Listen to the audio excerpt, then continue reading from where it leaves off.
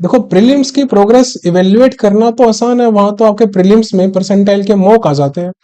लेकिन अगर हम बात करें मेंस में कि आप करंट अफेयर्स कैसे इवेल्युएट करनी है, इंग्लिश मेंस की आपको कैसे इवेल्युएट करनी है, रीजनिंग और क्वांट में कितनी कमांड आपकी आई ये कैसे इवेल्युएट करना है, प्लस डिस्क्रिप्टिव में कितना अच्छा आप कर रहे हो और कितने मार्क्स आप फेच कर सकते हो ये कैसे इवेल्युएट करना है, इन सब की हम बात करेंगे।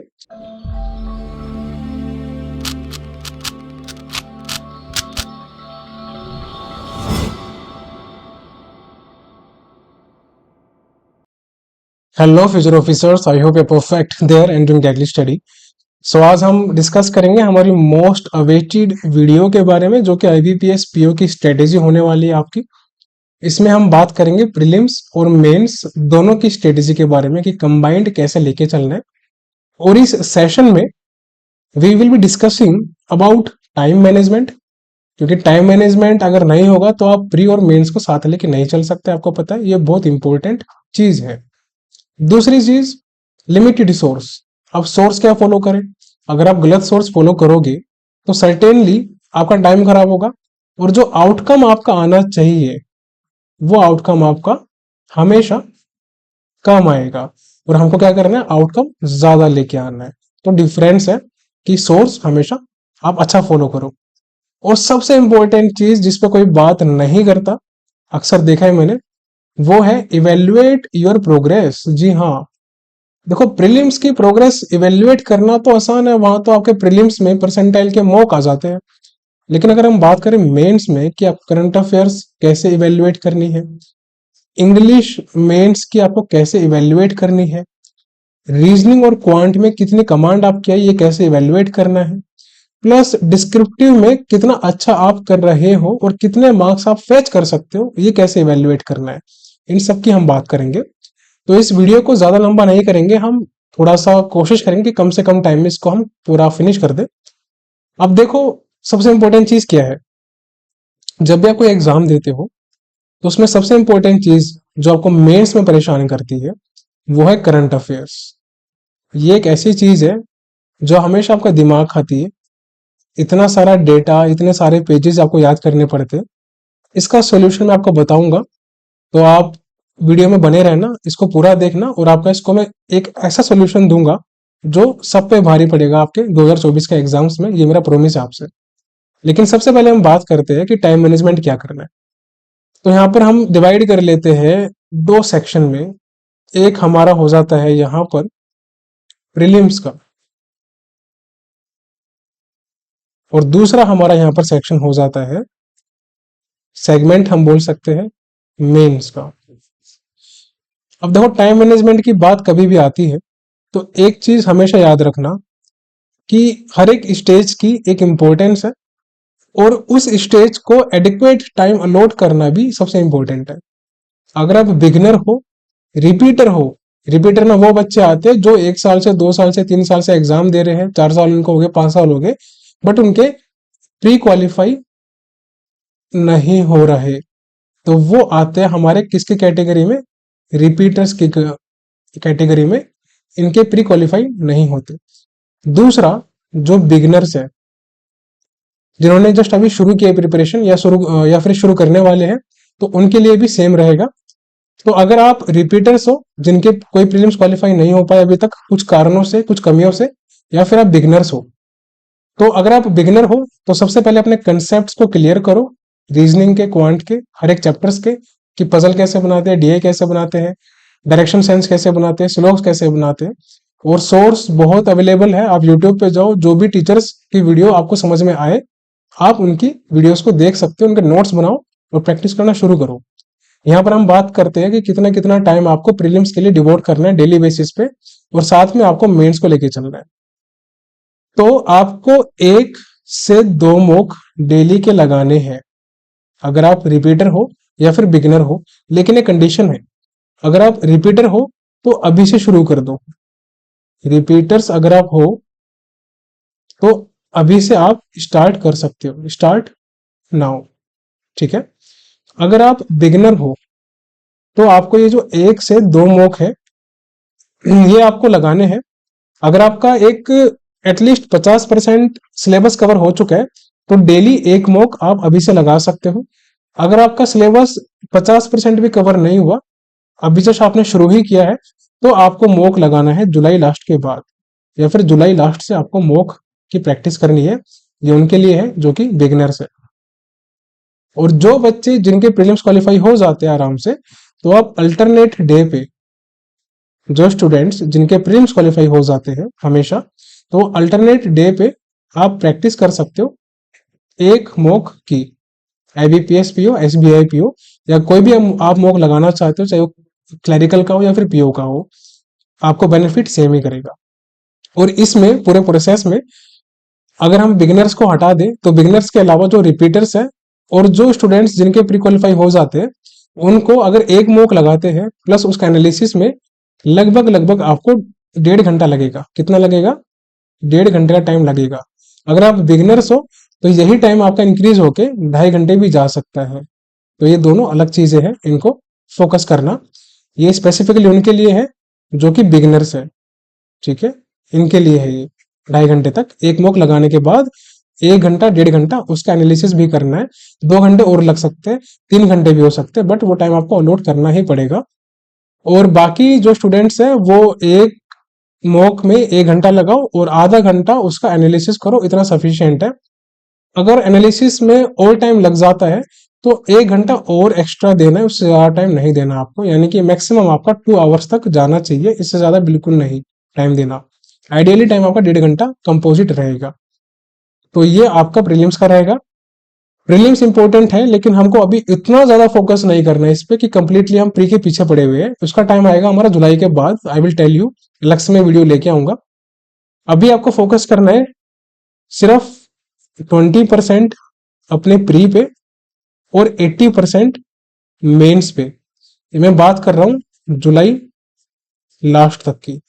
उसके बाद स्ट्रेटजी में हम कुछ मॉडिफिकेशंस करेंगे, जिसमें हम प्री को थोड़ा सा टाइम ज्यादा इंक्रीज करेंगे, और कुछ कुछ और चीजें जो कि मैं आपको बताऊंगा कि प्री में और क्या आपको इंक्लूड करना है, जिससे आपके मार्क्स और एक्यूरेसी दोनों बहुत अच्छे लेवल की आए। तो मेंस में सबसे पहले करंट अफेयर्स को टाइम देना शुरू करो, ये बहुत इंपॉर्टेंट है। और इसमें आपको लगभग 1.5 से 2 घंटा टाइम डेली देना है, जिसमें आपका रिवीजन भी आ जाएगा, प्लस आपका दूसरा जो लर्निंग होगा वो भी आ जाएगा। उसके बाद इंग्लिश के सेक्शनल मॉक आपको लगाने शुरू करने हैं, और वो किसके? मेंस के। ये मैं सेक्शनल मॉक की बात कर रहा हूं, मैं पीडीएफ की बात नहीं कर रहा, मैं वीडियोस की बात नहीं कर रहा, मैं सेक्शनल मॉक की बात कर रहा हूं, जो कि आपको अलग अलग टेस्ट सीरीज में मिल जाएंगे। तो मेंस का आपको लगाना शुरू करना है। कोशिश करो डेली लगाने की, या फिर एटलीस्ट अल्टरनेट डे पे लगाने की। डेली करोगे तो बेनिफिट ज्यादा होगा, एग्जाम में आप गर्दा उड़ा के आओगे। तीसरी चीज, आपको रीजनिंग और क्वांट की सेक्शनल मॉक की प्रैक्टिस करनी है। किसकी प्रैक्टिस करनी है? Sectional mock.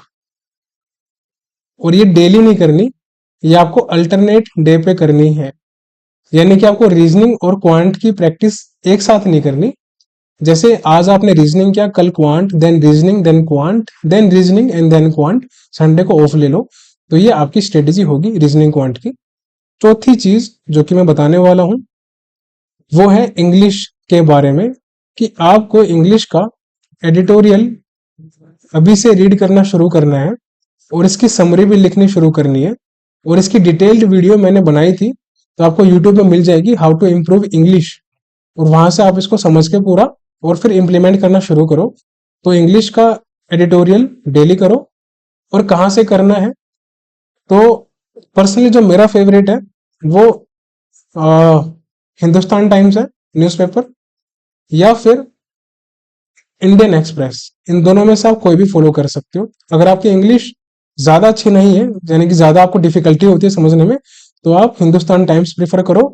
या अगर आपकी इंग्लिश बहुत अच्छी भी है तब भी इसको आप प्रीफर कर सकते हो, क्योंकि ये बहुत अच्छा न्यूज़पेपर मुझे लगता है। इसमें जो लैंग्वेज यूज होती है वो आप आराम से कॉम्प्रिहेंड करके और उसका ऐसे राइटिंग में, लेटर राइटिंग में भी यूसेज कर सकते हो।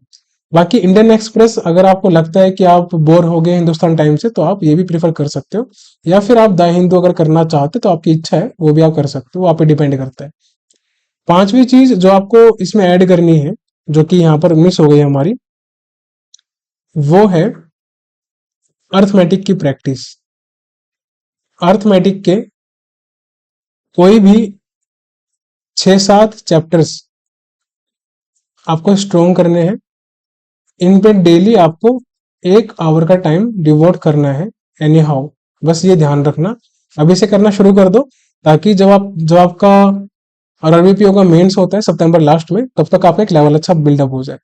तो ये आपको कंप्लीटली फॉलो करना है, इसको नोट डाउन कर लेना। तो देखो, करंट अफेयर्स में मेंस में आपके लगभग 2 घंटे जाएंगे। इंग्लिश के सेक्शनल मॉक में आपके लगा लो, सेक्शनल मॉक प्लस एनालिसिस को मिला के आपका 1 आवर जाएगा। रीजनिंग क्वांट में सेक्शनल मॉक प्लस एनालिसिस को मिला के आप 1.5 घंटा मान लो, या हद से हद मार के 2 घंटे, इससे ज्यादा टाइम नहीं देना।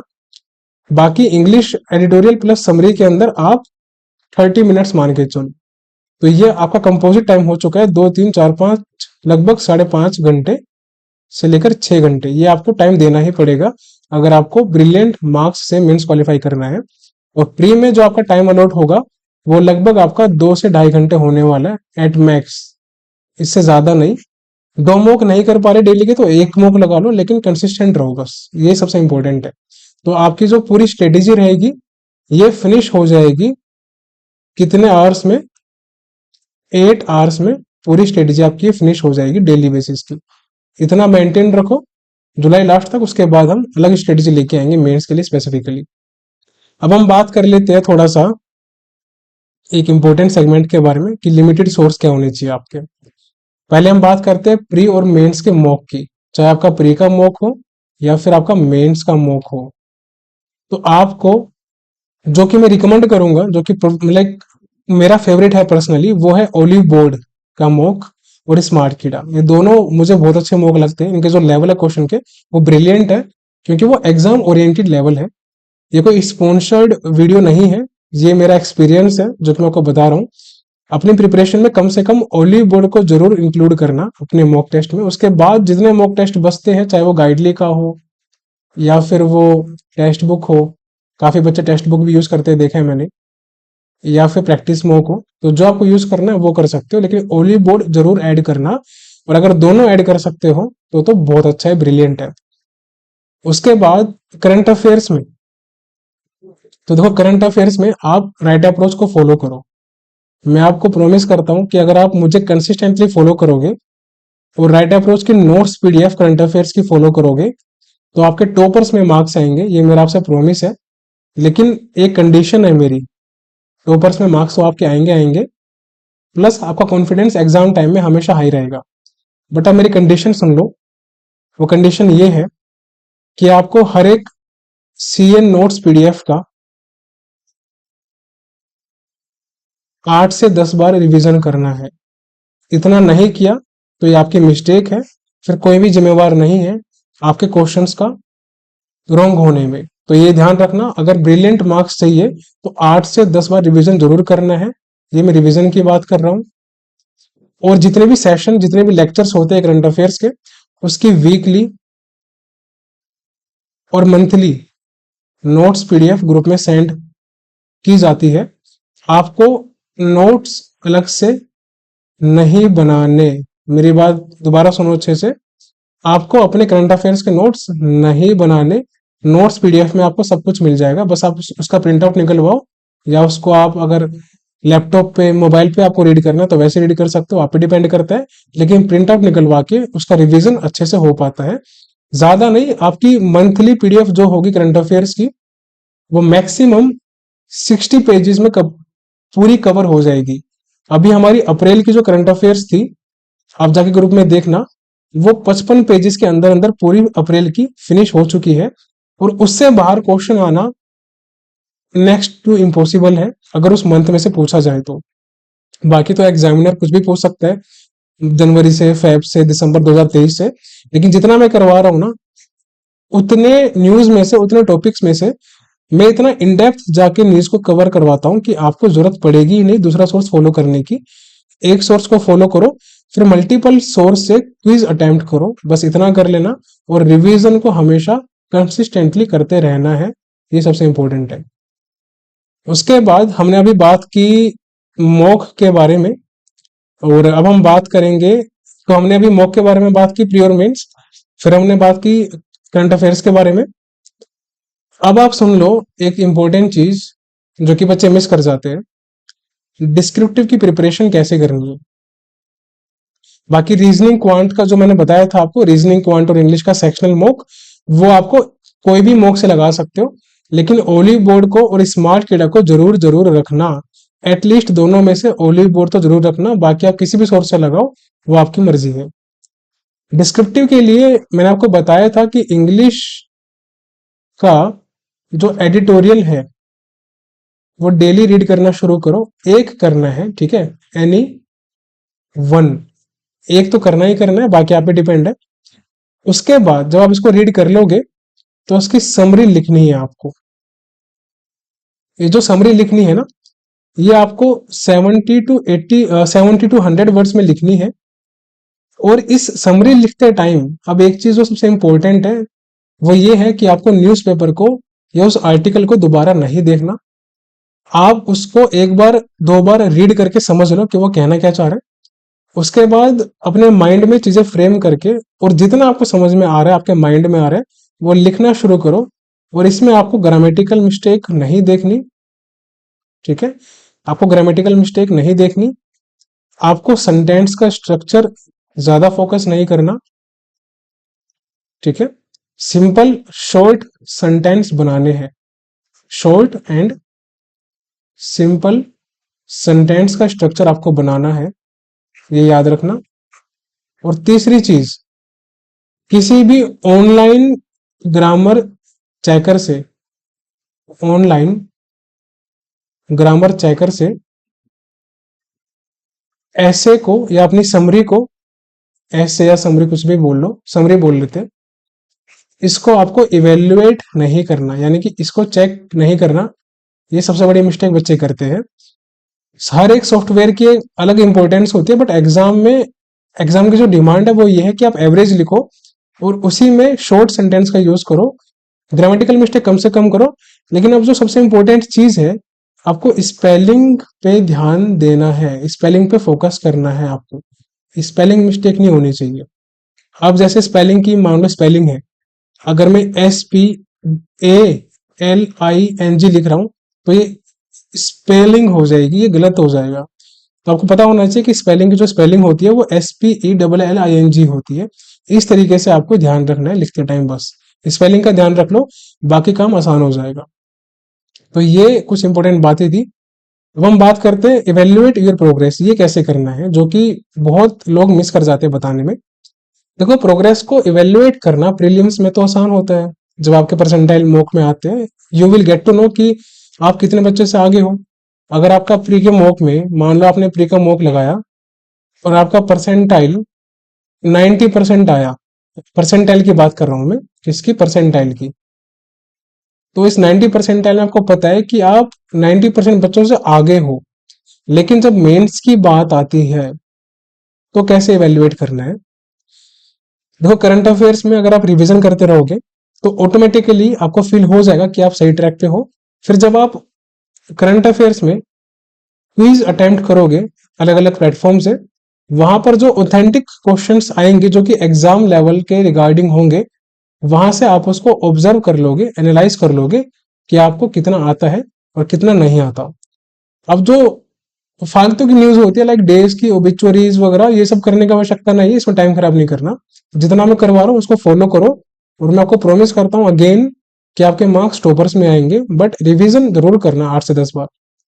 रीजनिंग और क्वांट में अगर आपको अपनी प्रोग्रेस इवेल्युएट करनी है, मेंस की बात कर रहा हूं, तो इसका एकमात्र तरीका है कि आप अपनी टाइम को देखो कि आपकी टाइम लिमिट कितनी इंक्रीज या कितनी डिक्रीज हो रही है। जैसे आपने आज शुरू किया, मान लो कि आपने जून से मेंस के सेक्शनल मॉक शुरू किए रीजनिंग क्वांट के।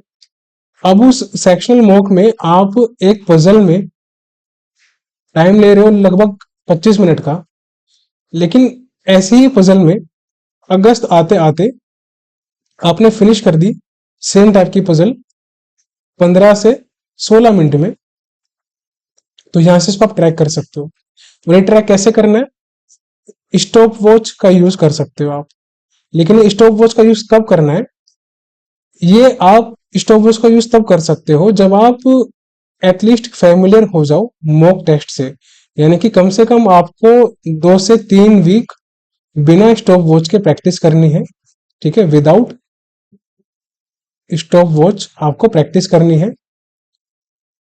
और 2-3 हफ्ते बाद फिर आप स्टॉप वॉच की हेल्प लेके अपने टाइम को ट्रैक कर सकते हो।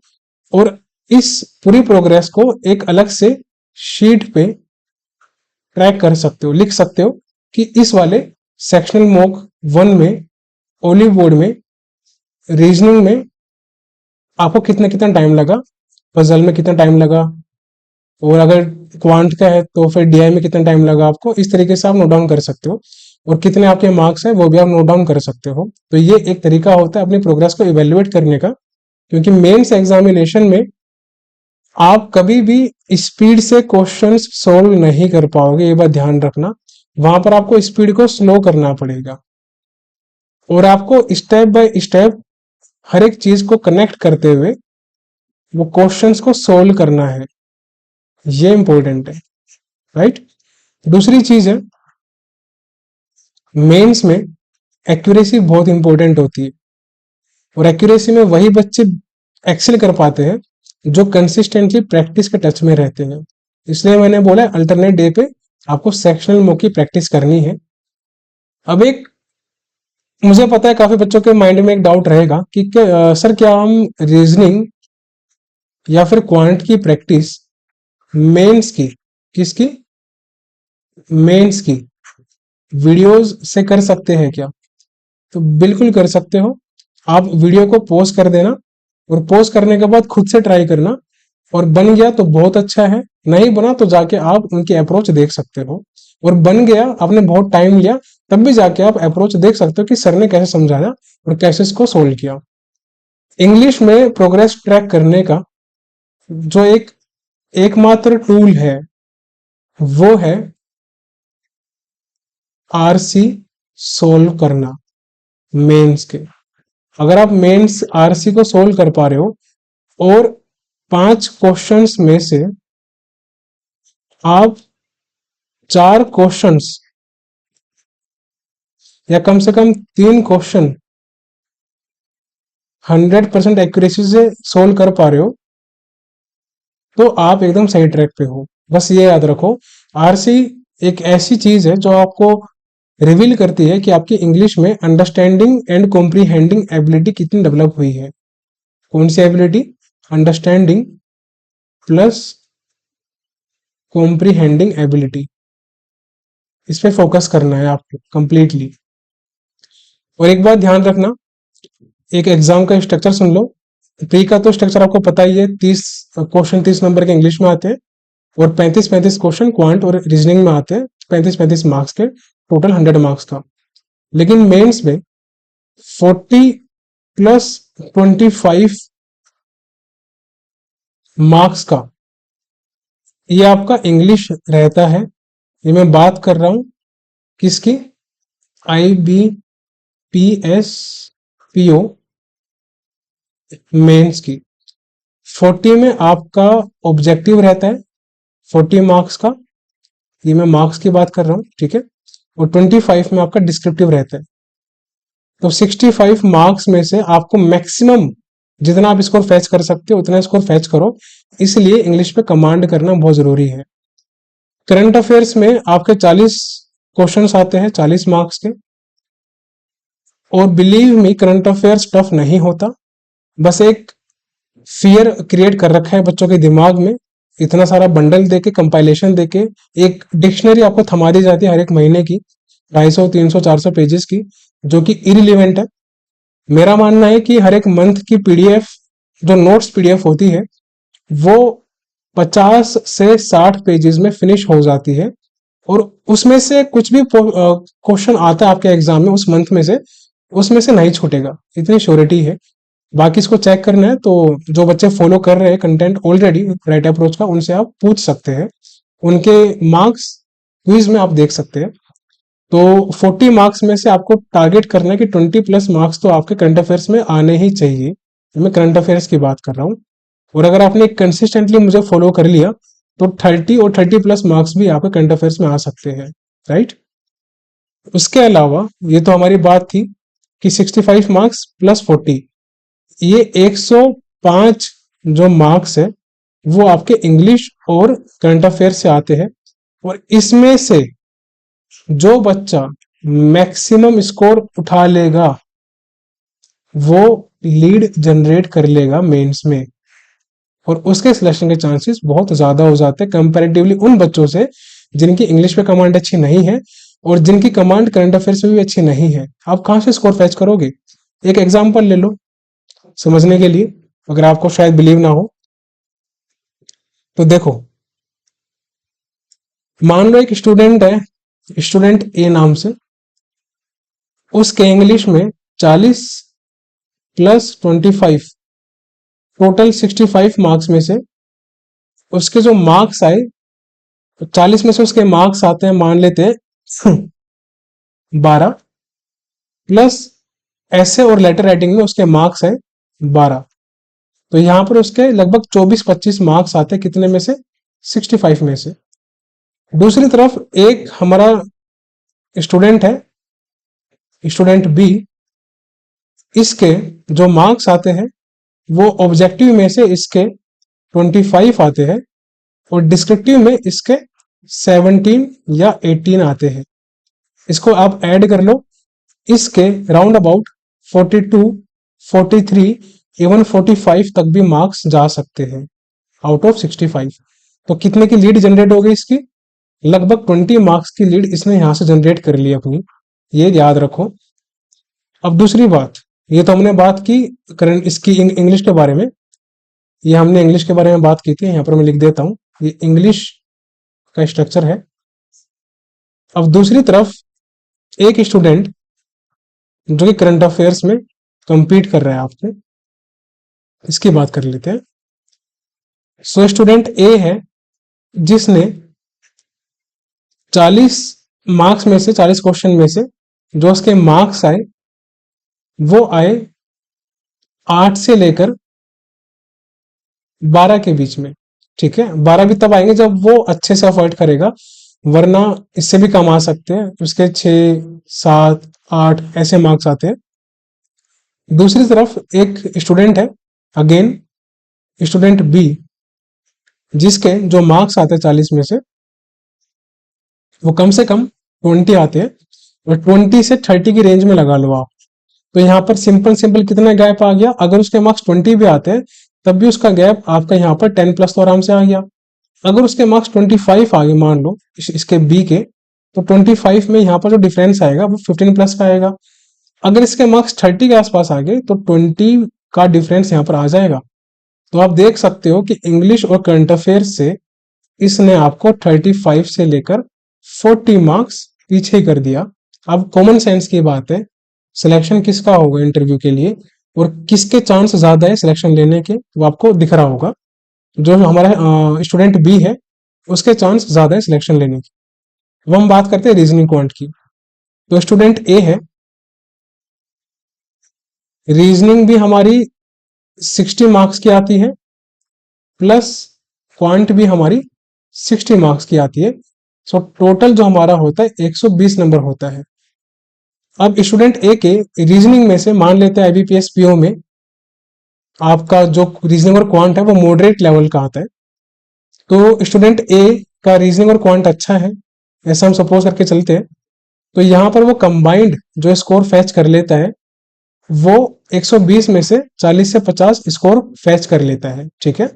या मैक्सिमम चलो 60 मान लो, 60 स्कोर फैच कर लेता है। वो भी तब कर पाएगा जब उसकी रीजनिंग और क्वांट में किसी एक सब्जेक्ट में बहुत ब्रिलियंट कमांड होगी, अदरवाइज 40 तक ही मार्क्स आने के चांसेस है या फिर 50 तक मैक्सिमम। दूसरी तरफ स्टूडेंट बी है जिसके रीजनिंग और क्वांट में बहुत अच्छी कमांड नहीं है बट वो एवरेज परफॉर्म कर लेता है। और जो भी बच्चे मेंस में जा रहे हैं अपनी अपनी कैटेगरी में, वो अपनी कैटेगरी के अच्छे बच्चे हैं क्योंकि वो अच्छा compete कर सकते हैं प्री में, और इतना एक्सपेक्ट किया जाता है कि वो मेंस में भी रीजनिंग क्वांट में एवरेज परफॉर्म करेंगे ही करेंगे। और अगर मेंस में रीजनिंग और क्वांट आपका मॉडरेट लेवल का आता है, तो ऐसे में एटलीस्ट ये जो हमारा स्टूडेंट बी है, वो कम से कम नहीं तो 30 मार्क्स तो आराम से गेन कर ही लेगा कंबाइंड मिला के रीजनिंग और क्वांट को। ये आप भी एक्सेप्ट कर सकोगे जब आप मेंस में बैठोगे। तो ये आप ध्यान रखो कि अगर आपके यहाँ पर 30 मार्क्स आते हैं, और दूसरी तरफ अगर एक बच्चे के यहाँ पर 40 to 50 मार्क्स आते हैं, तब भी जो हमारा स्टूडेंट बी है, उसकी इंग्लिश और सीए करंट अफेयर्स अगर स्ट्रांग है, तब भी वो इससे लीड में रहेगा। कौन? Student B. और अगर स्टूडेंट बी का जो रीजनिंग क्वांट है वो स्टूडेंट ए की तरह अच्छा हुआ, तो फिर तो इसको पकड़ना मुश्किल हो जाएगा। बी तो आगे भाग गया, वो आपके हाथ में नहीं आने वाला। तो ये मैं आपको इसलिए समझा रहा हूं कि रीजनिंग क्वांट इंपॉर्टेंट है, नो डाउट, प्रैक्टिस करो, लेकिन इंग्लिश और करंट अफेयर्स आपका बेड़ा पार करवाएंगे आपके हर एक एग्जाम में। कोई भी मेंस क्यों ना हो, इंग्लिश प्लस करंट अफेयर्स आपका सिलेक्शन करवाएंगे इंटरव्यू के लिए। सिलेक्शन करवाएंगे किसके लिए? इंटरव्यू के लिए। और साथ ही साथ आपको कम से कम 20+ की लीड प्रोवाइड करेंगे, किसमें? मेंस एग्जामिनेशन में। तो इनको हल्के में बिल्कुल मत लेना। जो मैंने स्ट्रेटेजी बताई है उसको कंसिस्टेंटली फॉलो करना शुरू करो जुलाई लास्ट तक। उसके बाद में अलग से आपकी हो सका तो जून लास्ट में या फिर जुलाई मिड के आसपास IBPS PO मेंस की अलग से सेपरेट स्ट्रेटेजी लेके आऊंगा, जिसमें मैं 3 चीजें अलग अलग तरीके से आपको समझाऊंगा, और तीनों में से आपको जो कंफर्टेबल है कि आप उसको फॉलो कर सकते हो। तो ये कुछ चीजें थी जो कि आपको समझानी थी मुझे, जो कि आपके बहुत काम आएगी अब मेंस एग्जामिनेशन में और प्रीलिम्स एग्जामिनेशन में। सो टाइम मैनेजमेंट आपको मैंने पूरा सिखा दिया है कि जुलाई लास्ट तक आपको 20% या मैक्सिमम 25% फोकस प्री पे करना है, यानी कि 25% तक टाइम आपको मैक्सिमम टू मैक्सिमम प्री में डिवोट करना है, और 75 to 80% टाइम आपको मेंस में डिवोट करना है।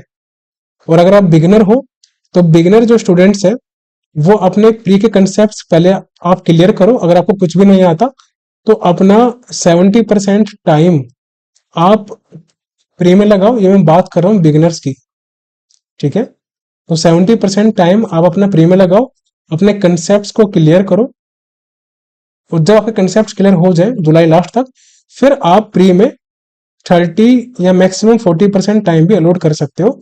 और फिर आपकी स्पीड जब ज्यादा बन जाए तो 25% या 20% टाइम आप डिवोट कर सकते हो, राइट? लेकिन 2 चीजें जो आपको फॉलो करनी है बिगिनर्स को भी, एक करंट अफेयर्स के टच में रहना है, दूसरा इंग्लिश की प्रैक्टिस करते रहनी है, एटलीस्ट एडिटोरियल प्लस समरी करते रहना है।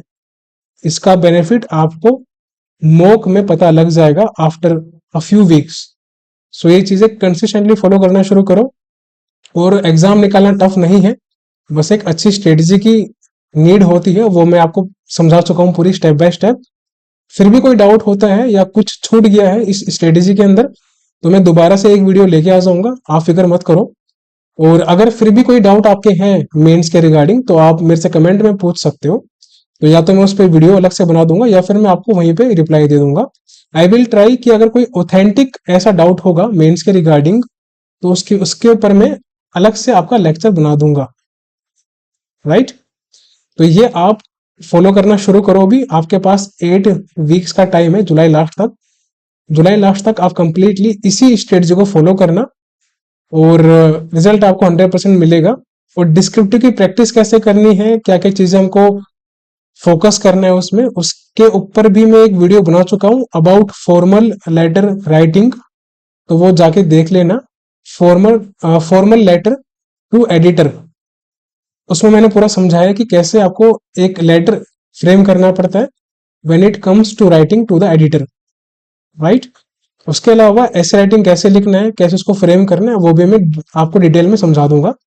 तो इस सेशन को एंड करते हैं, काफी लंबा सेशन हमारा हो चुका है। सो उम्मीद करता हूँ आपको चीजें समझ में आई होगी, और इसको फॉलो करना, अच्छे से मेहनत करो, ब्रिलियंटली एकदम लगे रहो, अपने एफर्ट करते रहो, और इन 3 चीजों पे काम करो जो आपको मैंने समझाई है, बस आपका बेड़ा पार हो जाएगा। और आपको मैंने पूरा एक क्लियर वे में समझा दिया है कि मेंस में सब्जेक्ट्स की इंपॉर्टेंस क्या होती है और कहाँ कहाँ पर हमको लीड जनरेट करनी है।